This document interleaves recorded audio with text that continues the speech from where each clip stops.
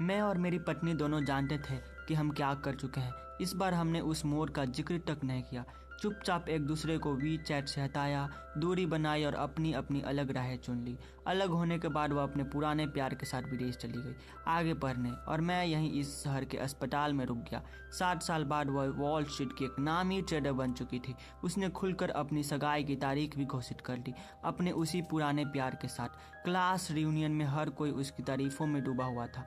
नीना भीड़ के बीच खड़ी थी, वैंस का हाथ थामे, हर तरफ से बरसती तालियां का आनंद लेते हुए। नीना, कमाल कर दिया तुमने, बस कुछ साल पहले न्यूयॉर्क गई और वॉल स्ट्रीट की सबसे होनहार ट्रेडर बन गई। तुम तो हाई स्कूल का असली गर्व हो। सुना है वॉल स्ट्रीट के बड़े दिग्गजों भी उस डिनर पर बुलाते हैं। सिर्फ कंसल्टेशन फीस लाखों में होती है। भीड़ में से किसी ने पूछा, नीना, मैंने हाल ही में स्टॉक्स में निवेश शुरू किया है। पुराने क्लासमेट्स होने के नाते कुछ अंदर की बातें बता सकती हो? फिर कोई बोला, नीना, क्या तुम वैंस से सगाई करने वाली हो? नीना ने प्यार से वैंस की ओर देखा। हाँ, 20 दिसंबर को सगाई है। चारों तरफ बधाइयों की लहर दौड़ गई। तभी एक पुराने सहपाठी ने पूछा, नीना, काय से अभी कोई संपर्क है? तुम दोनों का प्यार तो मशहूर था। सुना है तुम्हारा पहला गाना भी उसी के लिए था। मेरा नाम सुनते ही मैंने देखा नीना की मुस्कान पल भर में जम गई। पास खड़े वैंस ने हल्की मुस्कान के साथ जवाब दिया, अरे अब तो हम शादी करने वाले हैं। बचपन का प्यार ज्यादा नहीं टिकता, वह सब कब का खत्म हो चुका है। उसने काय को बहुत पहले भुला दिया, फिर भी उनकी जोड़ी की तारीफ में डूब गई। लेकिन मैं जानता था वह गाना उसने खुद लिखा था मुझे प्रपोज करते वक्त। पिछले जन्म में हम स्कूल के दिनों में कई बार एक दूसरे से प्यार करते थे। पहली नजर का प्यार। एक बार उसने सच्चे दिल से मेरी आंखों में देखकर कहा था, काय, मेरी आंखों में देखो, मैं तुमसे प्यार करती हूँ। आंखें झूठ नहीं बोलती। मैंने भरोसा किया और उसने झूठ बोला। मैं शांत भाव से हॉल में दाखिल हुआ। एक सहपाठी की नजर पड़ते ही वह बोला, काय, इतनी देर से, और यह क्या पहन रखा है? अभी काम से आए हो क्या? कहाँ मजदूरी करते हो? इतने सफल लोग यहाँ हैं, कोई अच्छी नौकरी लगवा लो। मेरे कपड़ों को देखकर कई लोग मजाक उड़ाने लगे। मैंने ध्यान नहीं दिया, बस शांत मुस्कान बनाए रखी। नीना मेरी एंट्री के बाद से लगातार मुझे देख रही थी। मैंने शालीनता से कहा, काफी समय हो गया नीना। वो हल्का सा मुस्कुराई, लेकिन उसकी आंखों में कुछ अजीब था। फिर व्यंग्य में बोली, काय, इतने सालों बाद भी वैसे ही हो, बिल्कुल कोई तरक्की नहीं। वांस ने उसके हाथ कस कर थाम लिया और मेरे सामने अधिकार जताते हुए बोला, नीना, ऐसे कैसे कर सकते हो? वह मुश्किल में है, हमें और चोट नहीं पहुंचानी चाहिए। काय पहले ही बहुत दुख झेल चुका है। फिर उसने मुझे ऊपर से नीचे तक देखा। लेकिन काय, यह क्या पहन रखा है? बिल्कुल अजीब लग रहे हो। अब छोटे नहीं हो, खुद को संभालो, वरना कोई लड़की पसंद नहीं करेगी। चाहे कुछ स्किन केयर प्रोडक्ट दे दूं। सब हंस पड़े। वैंस मुझे महंगे ब्रांड्स में सजा था, अमीरों वाला रुतबा चेहरे पर, जबकि मैं अभी अभी ऑपरेशन थिएटर से निकला था। करीब 24 घंटे बाद मैं यहाँ आया, पूरी तरह थका हुआ था, बस आरामदायक कपड़े पहनने थे। सड़क किनारे की दुकान से खरीदे हुए मैंने शांत स्वर में कहा, जरूरत नहीं, और चुपचाप बैठकर खाना खाने लगा। लंबे ऑपरेशन के बाद पूरे दिन से भूखा था। तभी नीना मेरे पास आई, 1 लाख रुपए का चेक मेरे सामने रख दिया।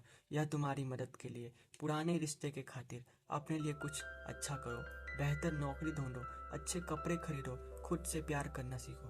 काय, जो बीत गया वो बीत गया, उसमें मत उलझो। मेरी वजह से खुद को बर्बाद मत करो, ठीक है? मैंने हैरानी से उसकी ओर देखा।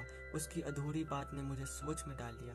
पिछले जन्म में मैंने ऐसा क्या किया था, उसे बिना सोचे समझे मुझे छोड़ दिया।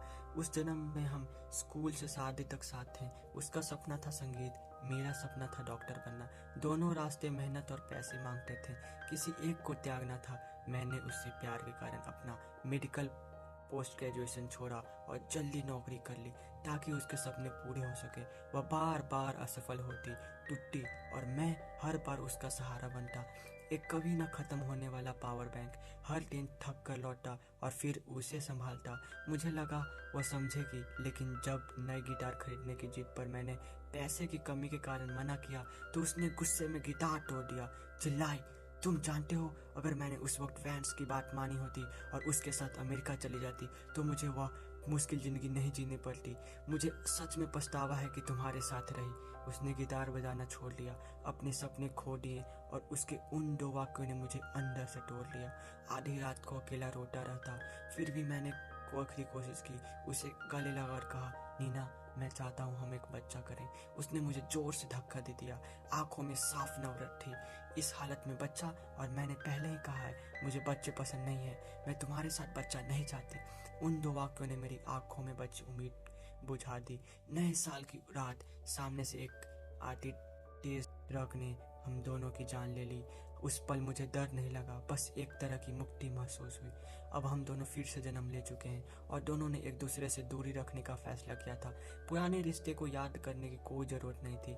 मैंने चुपचाप चेक वापस किया और बोला, ज़रूरत नहीं है, मैं किसी अजनबी से कुछ नहीं लेता, धन्यवाद। उसने भौरे से कहा, काय, क्या मैं अजनबी हूँ? इसका क्या मतलब है? मैंने शांत होकर कहा, कपड़े मैं खुद खरीद सकता हूँ, चाहे नौकरी कोई भी हो, मेरा काम सम्मानजनक है, इसमें कोई शर्म नहीं, और मुझे नहीं लगता मैं खुद को बर्बाद कर रहा हूँ। यह पैसे किसी ज़रूरतमंद को दे देना। यह चेक पकड़े वही खड़ी रह गई। वैंस उसके पास आया, चेक देकर आंखों में गुस्सा था, लेकिन नरमी का दिखावा करते हुए बोला, काई, हमारी मदद नहीं लेती तो कुछ ठोस देते हैं। मैंने हाल ही में एक सैलून खोला है, सीधे आ जाओ, प्रशिक्षु के रूप में रख लूँगा। सैलरी ज़्यादा नहीं है, 6,000, लेकिन हुनर तो सीखोगे। तुम्हारी मौजूदा नौकरी तो ये बेहतर ही है। मैंने शांति से खाते खाते मना कर लिया। उसकी दाई उल्टा का शुक्रिया, लेकिन मैं अपनी नौकरी से संतुष्ट हूँ, फिलहाल बदलने का कोई इरादा नहीं। पास के सहपाठी मुझ पर टूट पड़े, काय, अच्छे लोगों की कदर क्यों नहीं करते? पैसे भी दे रहे हैं, नौकरी भी, मान लो। इतनी बुरी हालत में भी इतना घमंड, जरूर मदद लेने आए थे, अब दिखावा कर रहे हो। वैंस नकली मुस्कान के साथ बोला, सब लोग ऐसा मत कहो। फिर मेरी तरफ मुड़कर, काय, यह मदद है, तुम्हारी मेहनत देखकर मौका दे रहे हैं, सिर्फ अहंकार के लिए इसे मत गंवाओ। मैंने फिर शांत स्वर में कहा, सच में जरूरत नहीं, धन्यवाद। मुझे समझ नहीं आ रहा था इस तरह जबरदस्ती पैसे और नौकरी थोपने की क्या जरूरत थी। वैंस मुस्कुरा रहा था, लेकिन आंखों में तिरस्कार साफ दिख रहा था। नीना ने तंज कसा, तुम्हारी मदद करना सच में बेकार है। कीचड़ को कितना भी उठाओ, दीवार पर नहीं चढ़ता। उसके ताने के बाद कुछ महिला सहपाठी मेरे पास आकर शराब पिलाने लगी। काय, हालत इतनी खराब है, एक ड्रिंक पी लो, 1,000 दूंगी। सब हंसने लगे। किसी ने मेरी मदद नहीं की। मैंने भौरे सिकोड़ ली। यह रियूनियन मेरी उम्मीद से बिल्कुल अलग था। अगर किसी का इंतजार न करना होता तो कब का निकल चुका होता। तभी बगल में खड़ी नीना ने अचानक सिगरेट बुझाई और उस महिला का हाथ कसकर पकड़ लिया। वैंस ने उसे खींचते हुए कहा, नीना, क्या कर रही हो? उसने ठंडे स्वर में कहा, सही काम, यह रियूनियन है, पागलपन दिखाने की जगह नहीं। उसने उस महिला को ढकेलकर अलग कर लिया। वह हिम्मत नहीं कर पाई, लेकिन मुझे घूरती रही। मैंने अनायास ही नीना की ओर देखा। उम्मीद नहीं थी कि वह मेरे लिए कुछ करेगी। वैंस गुस्से से भरा था, लेकिन मुस्कुराते हुए बोला, सुना है एक बड़े ग्रुप की बेटी और उनके पति ऊपर पार्टी में है, शायद आज देखने का मौका मिल जाए। यह सुनते ही सब उत्साहित हो गए। सुना है बहुत सुंदर और अमीर हैं, उनके पति की पहचान आज तक सामने नहीं है, क्या आज दिखेंगे? कुछ देर बाद बॉडीगार्ड्स एक छोटी सी लड़की को लेकर हॉल में आए। भीड़ उत्साहित हो उठी, भीड़ चिल्लाने लगी। फिर बोली, काय, अगर वैंस न होता तो तुम जैसे लोग कभी भी इतनी बड़ी हस्ती की बेटी को न देख पाते। मैं तुम्हारी जगह होती तो घुटनों पर गिरकर शुक्रगुजार होती। मैंने बिना भाव बदले उस छोटी सी लड़की की ओर देखा। सब चापलूसी भरी निगाहों से तस्वीरें खींचने लगे। वैंस भी आगे बढ़ा, बेटा कुछ खाना है, अंकल दिला देंगे। वह लड़की उसकी बात नजरअंदाज कर सीधे मेरे ओर आई, मुस्कुराई और दौड़ कर मेरे गले लग गए। पापा, आप आखिरकार आ गए। उसका चेहरा अब शिकायत भरा था। कल क्यों नहीं आए? बहुत याद आई। मैंने उसे गोद में उठाया। पापा काम में थे, कल ही कहाँ न था। आज छुट्टी है, घुमाने ले जाऊंगा, ठीक है? मेरी बेटी यूना ने तुरंत सिर हिलाया। ठीक है पापा, सबसे अच्छे हैं। यह देखकर सभी सहपाठी हैरान रह गए। कुछ के चेहरों पर जलन साफ दिख रही थी। तभी एक खूबसूरत महिला ऊपर से तेजी से नीचे आई। काय, मैनेजर ने सुना आप यहाँ हैं। काम खत्म किया तो बताया क्यों नहीं? मैं लेने आ जाती। होटल मैनेजर ने सबको बताया, यह है सिया, इस शहर के सबसे बड़े ग्रुप की सीईओ, और यह काय की पत्नी है। आप सभी जो पूरी मेहनतमाजी करेंगे। यह सुनते ही सबके चेहरे बदल गए। जिन्होंने अभी अभी मेरा अपमान किया था उनके चेहरे सफेद पड़ गए। जो उत्साहित हुए वे आगे बढ़ने लगे। एक करीबी दोस्त ने हैरानी से पूछा, काय, तुम्हारी पत्नी सिया है? मैनेजर ने सम्मान से कहा, काय सर, तो यही है वो रहस्यमय पति जिनकी पहचान कभी सामने नहीं आई, और वह अब भी डॉक्टर के रूप में काम कर रहे हैं। अस्पताल से सीधे यहाँ आए। मैंने सिर हिलाया। सिया ने भीड़ में वैंस को नजरअंदाज किया और उसकी नजर सीधे नीना पर जाकर टिकी। ठंडे स्वर में बोली, तुम ही मेरे पति की 100। उस समय शादी न करने के लिए शुक्रिया। इस व्यंग्य का सामना करते नीना ने जटिल भावों से मेरी ओर देखा। उसकी आंखों की टूटने की झलक थी। क्या यही तरीका है मुझे सजा देने का? इन दोनों का एक्टर बनाने में कितने पैसे लगाए? मैंने यूना को नीचे उतारा और शांति से कहा, यह मेरी पत्नी है सिया। नीना का चेहरा एक पल में अविश्वास था, फिर हैरानी थी, फिर पीला और अंत में पूरी तरह खाली हो गया। अब मेरे पास नया प्यार था, एक बच्ची थी और मेरे सपनों वाला काम था। हर तरह से यह जिंदगी खुशहाल थी। मेरी असली पहचान जानने के बाद सबकी नज़रें बदल गई। कुछ ही मिनटों में तिरस्कार से चापलूसी तक, जो अभी भी मुझे भगा रही थी, वही मुझे चेक दे रही थी। फ्रेंड्स, मुझे नई दुकान में रखने वाला था, जबकि मैं इस शहर के सबसे पहले अस्पताल का मुख्य सर्जन था। कितनी मज़ेदार बात है, रियूनियन ख़त्म होने से पहले ही मेरा मन भर चुका था। मैं सिया और यूना को लेकर वहाँ से निकल गया। जैसे ही हम होटल से बाहर आए, नीना दौड़ते हुए पीछे आई और पुकारा। मैंने सिया से कहा कि वह यूना को कार में ले जाए। उसने चुपचाप सिर हिलाया। वह हमेशा मुझ पर भरोसा कर ली थी। नीना ने जटिल भाव से पूछा, तुम सिया से कैसे शादी कर सकते हो? मैंने शांति से जवाब दिया, जब उसकी अस्पताल में थी, मैं उनका डॉक्टर था। वहीं से मुस्कुराहट हुई। बाद में उन्होंने मेरा पीछा करना शुरू किया। मैं रुका। जिस दिन उसने प्रपोज किया, मैंने पूछा, क्या तुम्हें बच्चे चाहिए? उसने कहा, हाँ, मेरा सपना एक खुशहाल परिवार है। फिर पूछा, क्या तुम मेरी रिसर्च रोकोगी? उसने सिर हिलाया। हर इंसान की पूरी ऊर्जा सिर्फ परिवार में नहीं लगती। मैं हर चीज़ में साथ दूंगी। आखिर में पूछा, क्या पछताओगी? वो मुस्कुराई। मैं सिया हूँ, मैं कभी पछतावा नहीं करती, मैंने धीरे कहा। और फिर हमने नई शुरुआत की। स्वाभाविक प्यार, शादी और एक साधारण समारोह। यह सुनकर नीना की आंखें लाल हो गई। यूना सच में तुम्हारी बेटी है, लेकिन तुमने कहा था तुम सिर्फ मेरे साथ बच्चा चाहते हो, किसी और के साथ कैसे? मैंने हल्के से कहा, शायद तुम्हें गलतफहमी है। जो बीत गया वह बाँट गया। इससे पहले ही अलग हो चुके हैं, कोई रिश्ता नहीं बचा। और पिछले जन्म में तुम मेरे साथ रहकर बहुत पछताती थी।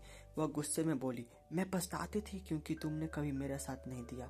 तुमने पब्लिशर्स को ईमेल करके कहा था कि मेरे गाने न छापे। मैं हैरान रह गया।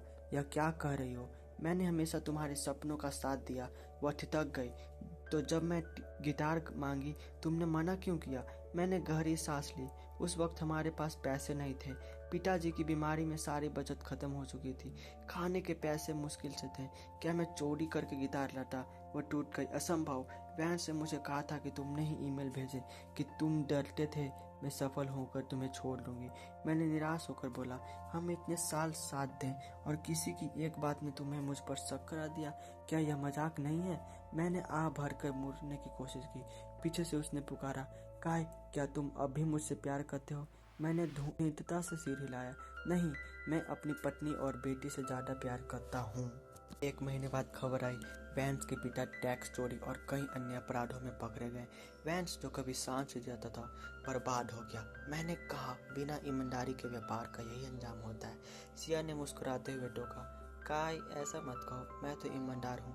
मैं हंस पड़ा। वह सच में हमेशा ग्राहकों का सम्मान करती थी। कुछ समय बाद नीना का फोन आया। उसने बताया कि वैंस की शिकायत उसी ने की थी। कमजोर आवाज में बोली, कुछ दिन पहले जांच करवाई, फेफड़ों का आखिरी स्टेज का कैंसर है। क्या मैं तुमसे मिल सकती हूँ? मैं कुछ देर चुप रहा, फिर कहा, रिपोर्ट लेकर अस्पताल आ जाओ। दोपहर को वह मेरे ऑफिस आई। बेहद कमजोर दिख रही थी। मैंने रिपोर्ट्स देखी और उसे भर्ती करवाया। वह रोते हुए बोली, मुझे पता था तुम नहीं छोड़ोगे। मैंने गलती की क्या? हम फिर से साथ हो सकते हैं?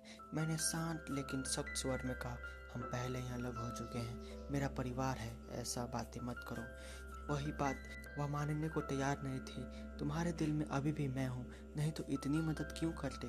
मैंने उसका हाथ झटकते हुए कहा, मैं सिर्फ पुराने रिश्तों के कारण मदद कर रहा हूँ। अगर इससे गलतफहमी हुई है, माफ़ करना। पिछले जन्म में तुमसे शादी मेरी सबसे बड़ी गलती थी। मैं तुमसे प्यार नहीं करता। मैं निकल गया। पीछे से चिल्लाई, क्या लगता है सिया सच में तुमसे प्यार करती है? सिर्फ मैं ही तुम्हारे लिए सही हूँ। मैं तेजी से आगे बढ़ा।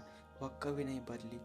जब खुद अच्छी होती है और दूसरों को भूल जाती है, जब बुरी होती है तो जलने लगती है। प्यार साथ मिलकर आगे बढ़ने का नाम है, लेकिन वह सिर्फ लेना जानती थी। कुछ दिनों बाद वह गिटार लेकर मेरे ऑफिस में आई और गाना गाने लगी। मैंने परेशान होकर बाहर जाने को कहा। वह मेरा हाथ पकड़कर माफ़ी मांगने लगी। मैंने ठंडे स्वर में कहा, तुम जानते हो मुझे सबसे ज़्यादा किस बात की खुशी है? कि हमारे बीच कोई बच्चा नहीं था। यही भगवान का सबसे बड़ा उपहार है। उसके माता पिता उसे वापस ले गए और माफ़ी मांगी। मैंने साफ कहा, मैं शादीशुदा हूँ और नहीं भी होता तो भी उसके साथ नहीं रहता। कुछ समय बाद उसकी माँ का फ़ोन आया, आखिरी समय है। मैंने थोड़ा सोचा और चला गया। बिस्तर पर वह बेहद कमज़ोर हो चुकी थी। बोली, मैं बहुत खूबसूरत लग रही हूँ। मैं पहले बहुत असुरक्षित थी, इसलिए अपनी असफलताओं का दोष तुम पर डालती थी। अगर फिर मौका मिले तो क्या तुम मुझे चुनोगे? मैंने उसकी कल्पना तोड़ी। नहीं, जिंदगी में बार बार मौका नहीं मिलता और मैं तुमसे प्यार नहीं करता। मैं रुका। नीना, तुम कभी नहीं बदलोगी, कभी संतुष्ट नहीं रहोगी। जो संतुष्ट नहीं होता उसे कितनी भी जिंदगी मिले वह कभी खुश नहीं रह सकता। वह मुझे देखती रही, आंखों से पछतावे के आंसू बहते रहे। क्या सच में कोई मौका नहीं है? मुझे अपनी गलती का एहसास हो गया है। अब कोई मौका नहीं है। मैंने उसके चेहरे से लगातार गिरते हुए आंसू देखे, लेकिन मेरे दिल में जरा भी हलचल नहीं हुई। सिर्फ एक शांत अंश ऐसा सुकून था। उसने मेरे कपड़ों का किनारा पकड़ लिया। पतले हाथ जोर लगाने से सफ़ेद पड़ गए थे। बुदबुदाती रही, मुझे पता है कि मैंने गलती की। मैंने धीरे से उसका हाथ हटाया। नीना, हर गलती माफ़ नहीं की जा सकती और हर अफसोस को सुधारा नहीं जा सकता। तुमने कभी मुझ पर सच में भरोसा ही नहीं किया। बोली, काय, अब मुझे कुछ नहीं चाहिए, बस तुम्हारे पास रहना है, दूर से ही सही, बस देखती रहूं। मैंने सिर हिलाया, मुड़कर खिड़की के पास चला गया। बाहर गिरते हुए पत्तों को देखते हुए धीरे से कहा, पिछले जन्म में मैं सिर्फ तुम्हारे साथ मिलकर अपने सपने पूरे करना चाहता था, लेकिन तुमने मेरी मेहनत को हक समझ लिया और अपनी हर असफलता का दोष किसी और पर डाला।